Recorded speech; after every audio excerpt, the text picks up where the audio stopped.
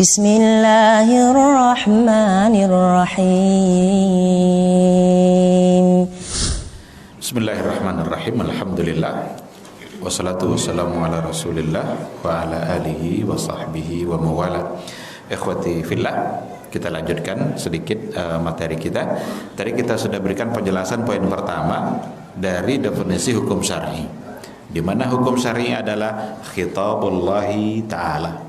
Asal disebut hukum syar'i pasti khitab Allah, karena memang yang menetapkan adalah syariat. Ini juga lah alasannya bahwa hukum syar'i tidak boleh ditetapkan oleh akal. Akal hanya memahami hukum, bukan menetapkan hukum. Coba cari satu saja hukum yang ditetapkan akal, apa? Tidak boleh, harus ada syariat. Ketika dikatakan ini boleh, itu tidak cukup hanya oleh akal, mesti diikutkan oleh dalil syara'. Imma dalil itu langsung berkaitan, atau ada dalil lain yang bisa diarahkan ke sana. Itu namanya isti'nas, yang bisa dijadikan isti'nas, diarahkan dalil itu ke sana. Adapun akal memahami hukum, lalu dia memperkuat hukum tadi. Jadi memperkuat apa yang sudah ada. Apakah dilarangnya rokok itu cukup oleh akal?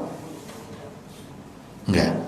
Meskipun akal memahami itu salah, tetapi apa yang dipahami salah oleh akal tadi sudah didasari sebelumnya oleh nas. Apa nasnya? Larangan agar kita tidak merusak diri.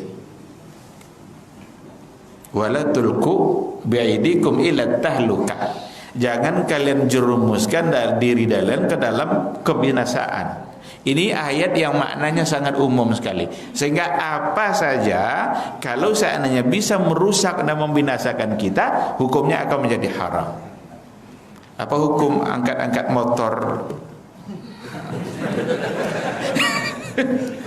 Kan tidak ada di hadis itu kan? Bisa tidak kita katakan itu salah? Cukup ke oleh akal?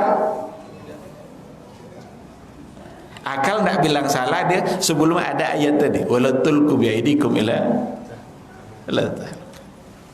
Jadi menetapkan sesuatu yang namanya hukum syar'i pasti oleh syarak, baik secara langsung atau secara tidak langsung. Akal hanyalah berfungsi memahami hukum, sedangkan syariat fungsinya menetapkan hukum.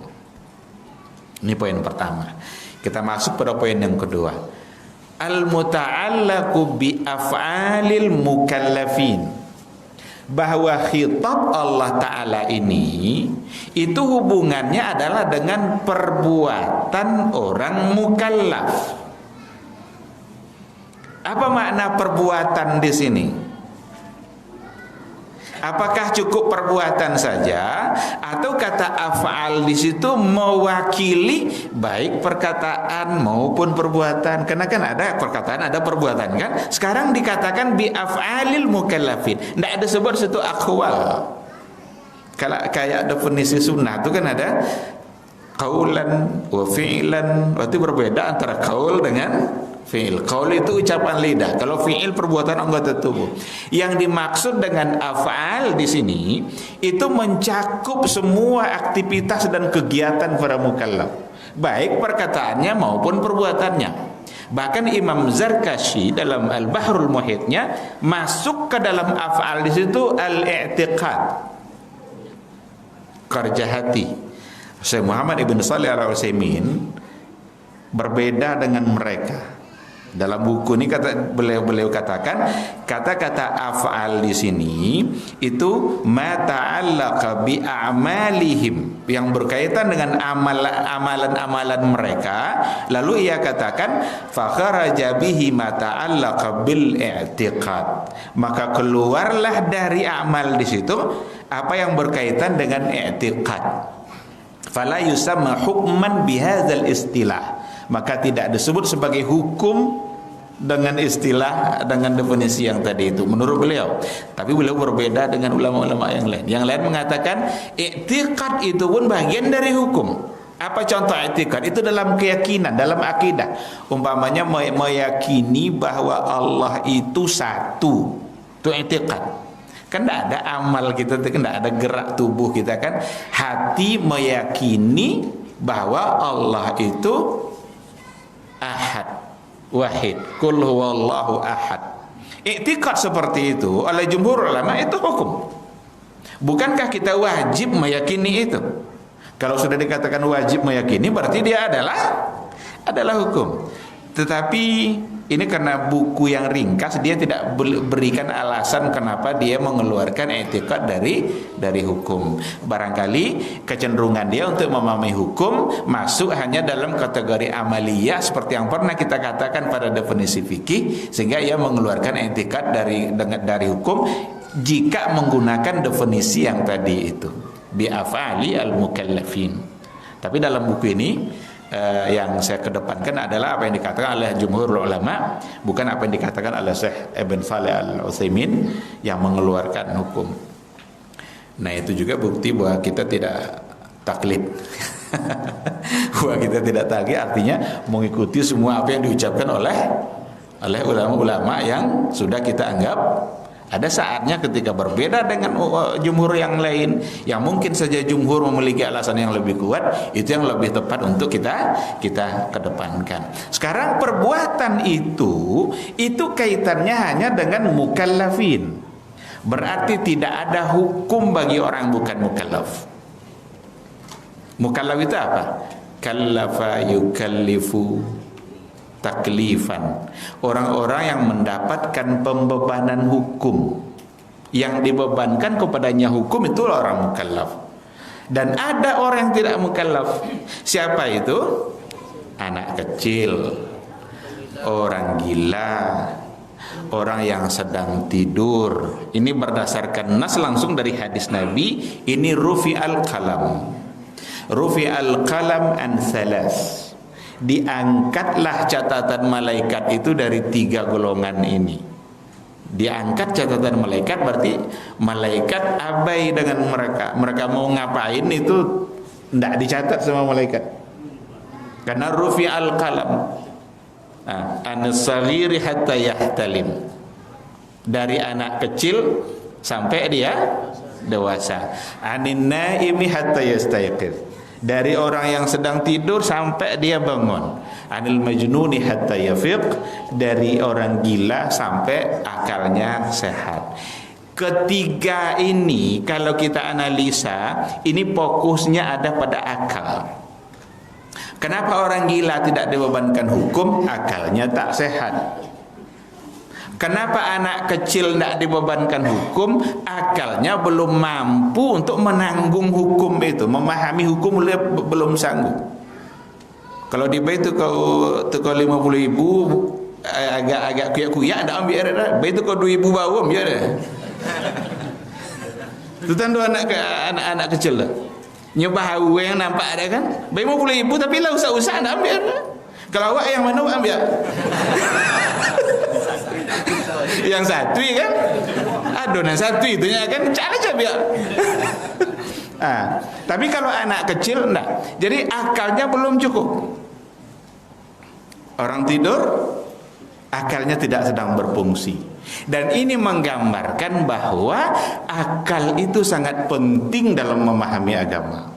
Akal itu kedudukannya tinggi dalam agama. Bahkan akal itu mahattatut taklif. Tempat berangkatnya taklif itu ada pada akal.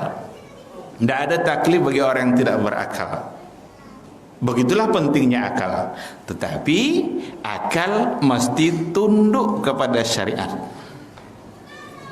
Penting akal itu, tapi bukan akal yang harus kita kedepankan. Wajib tunduk kepada syariat. Ibnu Taimiyah mengibaratkan syariat ini ibarat matahari. Akal itu ibarat lilin. Kalau tabik matahari pagi perlu lilin? Enggak kan? Tapi malam mereka latawana matahari mati lampu. Lilin diperlukan. Kini kan matahari diabaikan, lilin dicai dah. Berarti ketika kita mendahulukan akal kita daripada syariat, sama dengan ingin memadamkan cahaya matahari dengan cahaya lilin. Mustahil. Nah, jadi akal itu mahattatut taklif. Nah, af'alil mukallafin, perbuatan orang mukallaf, berarti hukum hanya ada bagi orang mukallaf. Kalau ada suami tidur mimpi, isi mimpinya cina, hai istriku, kamu saya ceraikan. Jatuh nak talak.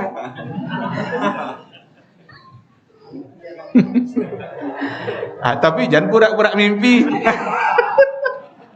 Kadang dia tidak beraninya menyampaikan langsung kan, cada-cada mimpi aja kan.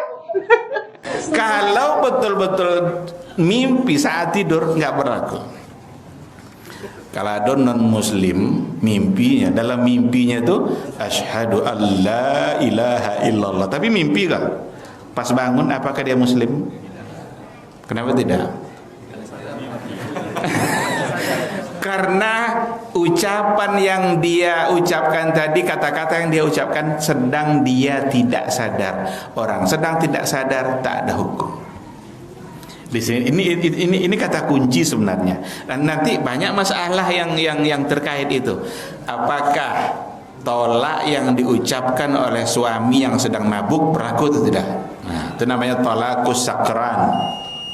Tolak yang sedang mabuk diucapkan lafaz talak berlaku atau tidak? Kan ada kaitan kan? Maka hukum itu hanya bagi yang mukallaf, yang kecil tidak. Tetapi ini persoalan ini bukan tidak luput dari banyak masalah yang dibahas oleh para ulama. Ada banyak hal. Saya berikan contoh. Kalau seandainya memang anak kecil itu tidak mukallaf, berarti tidak ada hukum pada dia kan? Pertanyaannya, kalau seandainya ada anak kecil punya harta yang banyak, wajib tidak dizakatkan? Anak kenek, ada anak kenek banyak harta? Ada banyak. Kadang warisan, kadang memang usaha dia tuh bintang-bintang iklan tuh banyak tiru. Minum susu aja baru sekali minum kadang badalan kan.